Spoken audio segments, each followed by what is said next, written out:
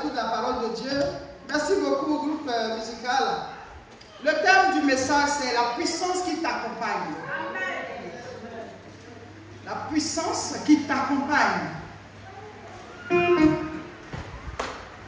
C'est un enseignement, on va vous solliciter. Amen. Pour participer.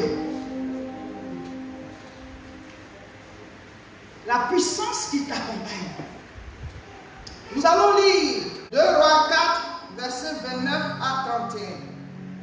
2 Rois 4, versets 29 à 31. Vas-y. Je lis la parole de Dieu. Amen. Et Élisée dit à Géasi, Saint terrain, prends mon bâton dans ta main et pars. Si tu rencontres quelqu'un, ne le salue pas. Et si quelqu'un te salue, ne lui réponds pas. Tu mettras mon bâton sur le visage de l'enfant. La mère de l'enfant dit, l'Éternel est vivant et ton âme est vivante. Je ne te quitterai point. Et il se leva et le suivit. Verset 31. Géasi les avait dévancés et il avait mis le bâton sur le visage de l'enfant. Mais il n'y eut ni voix, ni signe d'attention. Il s'en retourna à la rencontre d'Élisée et lui rapporta la chose en disant, l'enfant ne s'est pas réveillé. Amen. Avant de lire la deuxième partie, j'explique. Sois béni, mon fils. Alors, ici, on nous parle d'Élisée et Géasi. Élisée était un grand prophète du Seigneur. Dieu l'utilisait puissamment. Et il avait son fils spirituel à côté de lui, qui était en formation et qui était avec Élisée partout. Et il y a une femme qu'on appelle la Sunamite. Elle avait hébergé Élisée chez elle. Et Élisée avait prophétisé et elle avait fait un enfant parce qu'elle n'avait pas d'enfant. Et l'enfant a grandi, et presque 7 ans, 8 ans, et l'enfant il est mort. Donc la femme elle n'a pas enterré l'enfant, elle l'a mis dans la chambre où Élisée, parce qu'elle avait fait une chambre haute où Élisée dormait quand il venait. Elle a déposé l'enfant là-bas. Elle est allée à la rencontre du prophète. Elle dit, l'enfant pour qui tu as prié, moi je n'accouchais pas. Tu as prié, l'enfant il est né. Je l'ai eu aujourd'hui, il a près de 7 ans, 8 ans, et l'enfant il est mort encore. Donc je suis venu te voir pour que tu ailles encore prier pour mon enfant, parce que c'est Dieu qui me l'a donné, il ne peut pas mourir. Donc Élisée, comme lui il était occupé, il était allé prier. Et il fallait qu'il parle à Dieu. Il ne savait même pas que l'enfant de la femme était mort. Lui, il priait pour d'autres sujets. Parce qu'un homme de Dieu doit être consacré. Donc elle est allée là-bas.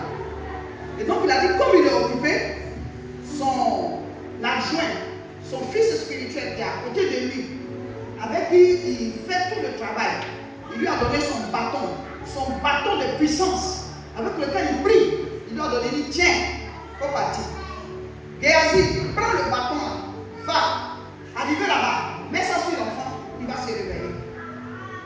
Donc Géasi, qui est à côté d'Élisée, il a pris le bâton de puissance de son père spirituel, et puis il est parti. Malgré qu'il est parti là, la femme l'a dit à Élisée, moi je suis là, je ne vais pas partir. C'est toi-même je veux. On va partir. Mon enfant est mort, tu as envoyé ton serviteur, mais moi je suis à côté de toi ici. Il faut qu'on parte. Donc Géasi lui il est parti, mais la femme a tellement insisté qu'il dit bon, allons-y. Donc les deux ont commencé aussi à marcher pour partir. Mais comme Géasi est parti premier, il est arrivé, il a mis le bâton sur le petit qui est mort. L'enfant ne s'est pas réveillé. Pourtant, cette puissance de son père, c'est le même bâton et il peut faire les miracles. Mais l'enfant ne s'est pas réveillé. Donc il s'est retourné pour aller dire à son pasteur, son père spirituel, que l'enfant ne s'est pas réveillé. Mais il les a trouvés en route. Lui et puis la femme, ils étaient en train de venir. Et donc, lui-même Élisée, quand il est parti, Dieu lui a montré comment il fallait prier pour l'enfant. Il a prié pour l'enfant et l'enfant s'est réveillé. 8 à 14. 2 Rois 2, le verset 8 au verset 14. Alors Élie prit son manteau, le roula et en frappa les eaux qui se partageaient ça et là, et ils passèrent tous les deux à sec. Verset 9. Lorsqu'ils eurent passé, Élie dit à Élisée, demande ce que tu veux que je fasse pour toi, avant que je sois enlevé d'avec toi. Élisée répondit, qu'il y a sur moi, je te prie, une double portion de ton esprit. Élie dit, tu demandes une chose difficile, mais si tu me vois, pendant que je serai enlevé avec toi, cela t'arrivera ainsi. Sinon, cela n'arrivera pas. Verset 11. Comme il continuait à marcher en parlant, voici un char de feu et des chevaux de feu les séparaient l'un de l'autre. Et Élie monta au ciel dans un tourbillon. Élisée regardait et criait, mon père, char d'Israël et sa cavalerie. Et il ne le vit plus. Saisissant ainsi ses vêtements, il les déchira en 2 morceaux. Et il releva le manteau qu'Élie avait laissé tomber. Puis il retourna et s'arrêta au bord du Jourdain. Il prit le manteau qu'Élie avait laissé tomber et il en frappa les eaux et dit, où est l'Éternel, le Dieu d'Élie? Lui aussi, il frappa les eaux qui se partageaient ça et là, et Élisée passa. Amen. Amen. Donc je vais vous expliquer aussi la deuxième histoire. Élisée, lui, il était à côté de son père spirituel Élie. Donc il était aussi comme apprenti. Il apprenait pour être prophète. Et il a suivi son père spirituel Élie pendant longtemps. Et Élie, c'est quelqu'un qui n'est pas mort. Dieu l'a enlevé vivant. Lui, il n'est pas mort pour qu'on l'enterre. Il est parti au ciel. Et il savait que le jour de partir au ciel arrivait. Et son fils spirituel qu'il a toujours suivi, le suivait. À plusieurs reprises, il lui a dit, retourne-toi. Il a dit, non, je ne peux pas me retourner parce que depuis je te suis, c'est pas maintenant que je vais me retourner. Donc, il a suivi. Jusqu'à ils sont arrivés quelque part, eux, ils devaient traverser l'eau pour aller dans le désert. C'est là-bas que Dieu avait enlevé Élie. Et donc, Élie, il a son manteau de prophète. Il a enlevé ça. Il a tapé l'eau. L'eau s'est divisée. Ils n'ont pas pris bateau. L'eau s'est divisée. Ils sont passés les deux. Et puis, arrivé dans le désert, l'eau s'est fermée encore. Et les deux ont commencé à marcher. Maintenant, Élie demande à son fils spirituel Élisée, qu'est-ce que tu veux que je te fasse? Qu'est-ce que tu veux? Parce que je m'en vais. Et il dit que la puissance qui est sur toi, l'onction qui est sur toi, je fais ça 2 fois. Ah ouais? Donc lui-même il a dit, peut-être tu demandes là, c'est difficile, hein?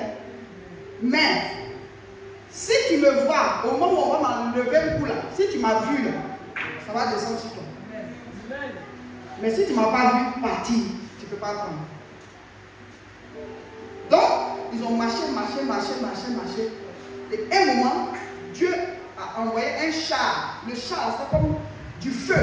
Char, ça veut dire qu'il y a des chevaux et puis une carrosse derrière qui est descendue en feu du ciel. C'est arrivé à côté d'Élie. Élie est monté. Quand il est monté, il a laissé son manteau tomber par terre et puis il est parti. Tout ça, Élisée a vu. Il a commencé à crier. Élie, char d'Israël et sa cavalerie.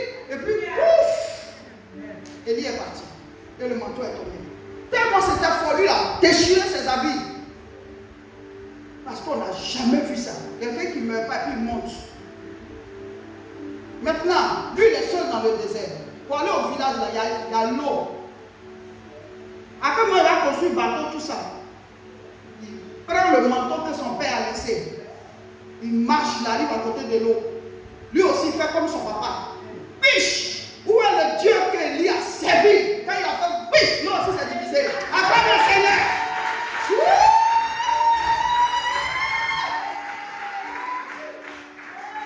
Il a mis le manteau de son père là-dessus. Quand les gens l'ont vu, on dit, ouais, Élie est parti, mais Élisée est venu. Après le Seigneur. Voici les 2 histoires. Il y a son père spirituel lui a donné son bâton. Il est allé, ça va marcher.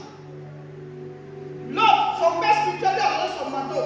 Il est parti, ça a marché. Maintenant, on va parler. C'est quoi la différence entre les deux? À ton avis, pourquoi pour l'autre n'a pas marché? C'est ça qu'on va trouver. Et puis on va trouver pourquoi pour l'autre a marché. Pour que chacun de nous puisse savoir comment marcher. Donc,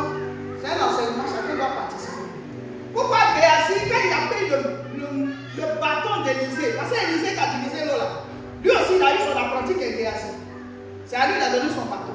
Parce que lui, on lui a donné le manteau. Pourquoi Géasi est parti avec la parole et l'onction de son maître et ça n'a pas marché? Qui veut parler? À ton avis, pourquoi?